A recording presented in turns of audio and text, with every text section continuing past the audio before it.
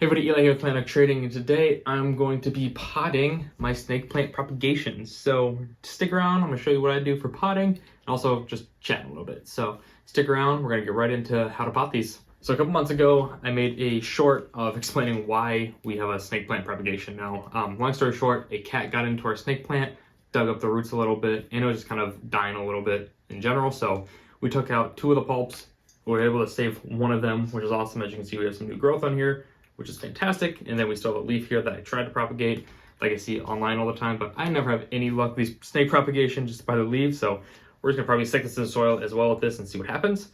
But long story short, we have a snake plant propagation and that I'm gonna put in this terracotta plant and we're just gonna go for it. So I have my snake plants here. I'm gonna take these out of the water to start with, just so I can dry them off a little bit. So the tools I'm using today, I have my snake plants, set these aside for now. I have my pot. I'm using a terracotta pot because snake plants do like a little bit drier of a soil, so definitely want to use a terracotta pot. Made a video a couple weeks ago, plastic versus ceramic versus terracotta. Go watch that. Explains the differences between each pot and when to use each pot. But definitely these drier plants, I'm going to use this terracotta. Never leave home without it, or I'm at home, but never repot without it. We have our repotting mat, talk about this all the time. Literally 10 bucks, get yourself one. Saves so much hassle and so much time cleaning up. And lastly, we have our dirt. So I actually have some succulent mix here, so it's a little chunkier. I'm gonna use this with a little bit of mix of the houseplant soil. So get a little bit mix of both. I want a little bit more drainage, but since it's in a terracotta plant, I'm not worried about too much of the drainage because it's going to wake out a lot faster. So I'm gonna start with putting the soils just on their side for now. Now we're gonna set up our repotting mat. So I really like snake plants because they are super easy to take care of. I haven't had the best luck with them, but they should, in theory, they're very easy to take care of, which is very nice. But I still think snake plants look amazing. Otherwise, I would not have tried to keep this one and save this one. So we have our repotting mat built here. We have a little pot here. So I'm going to start with the bottom. We're gonna put in the cactus soil. So I have my little cup here. This one's broken. I use red solo cups for all of my propagations. So I have a bunch of leftovers. So I use them as scooping mixes. The ones that breaks, like this one has like a big hole in the bottom here. So stuff I cannot use, I try to reuse it somewhere else. Just trying to be a little bit better, you know? Don't throw away all the plastic. But when I do move my propagations from the plastic to pots, I reuse these cups too. So not trying to waste too much, and I personally like these better than nursery pots, as everybody knows. As you see, there's actually like a lot just more chunkier.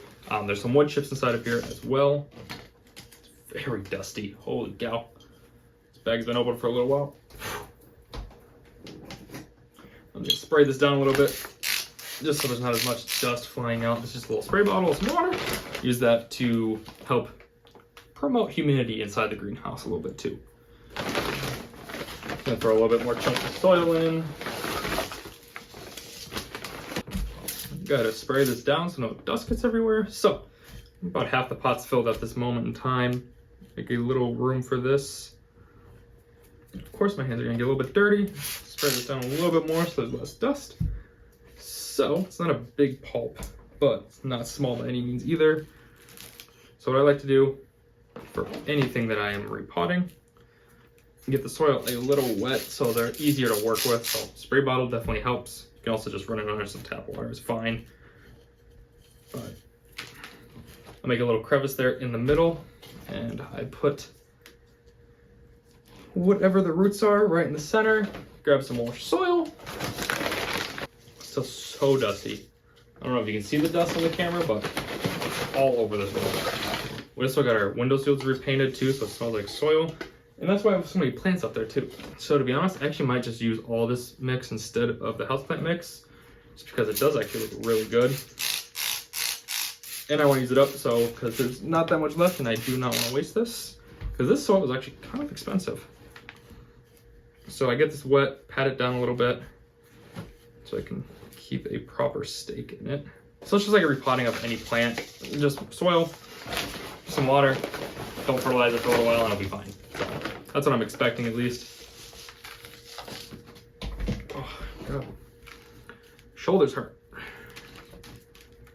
Shoulders hurt from moving all of the dirt. There we go. Spray the plant down a little bit more. We'll give that a second to dry off, but the snake plant's gonna do really good in here, I hope. We're gonna give it medium low light just so it can promote some more growth and so the roots can be really happy in this new soil. Like I said, really like snake plants. I really like how they look. Mother-in-law's tongue is really funny of a name to me, but the Sansevieria is a biological term. Very cool. And I really like how you can just kind of propagate them. However, like I said, I don't have the best luck, but I'm gonna throw this inside of a red solo cup. I'm gonna see how it goes as well. I don't have room in the greenhouse, but it'll be close enough. I feel like if I could find a good spot to put the stake, I might put it up just so it's a little bit more support. Might do that and tie it around here. Yeah, we're gonna do that. So, change the plans. We're gonna put a stake in here. So these are just some wooden dowels. Just some wooden dowels here. Very small, a couple centimeters thick, but very good for hosting and just propping up some plants that need some extra support. And then we're gonna grab our tie wire, grab some scissors. It just needs very little line actually, so just enough. Give that a chop to that aside. So we have our tie line. This is what I'm doing. So down here at the bottom of the base, I don't want to obstruct any of the leaves, but I want to give a good enough hold for this to grow up straight. I'm just going to twist it a little bit so it's nice and snug. There. Look how happy that looks. Nice and straight up. I'll go up a little bit higher. I have a little knot here on the snake plant, so I'm going to retie just a little bit higher, and that should be just fine. Boom.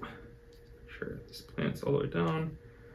Move the tie line out of the way so you can't really see it anymore. Boom, there we go. I mean, yeah, the leaf is going to do its own thing here, but it should be just fine. I usually put gloves on for this, but as you see, my hands are filthy and soaking.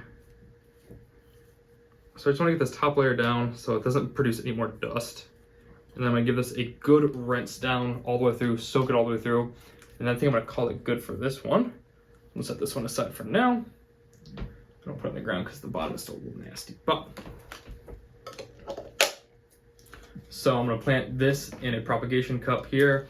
At the bottom, I take my scissors and I just cut 4 little holes here at the bottom for some drainage. This is in the 1, 2, 3, 4. You can put as many as you want. I do 4, sometimes 5. Just as much as drainage as you want.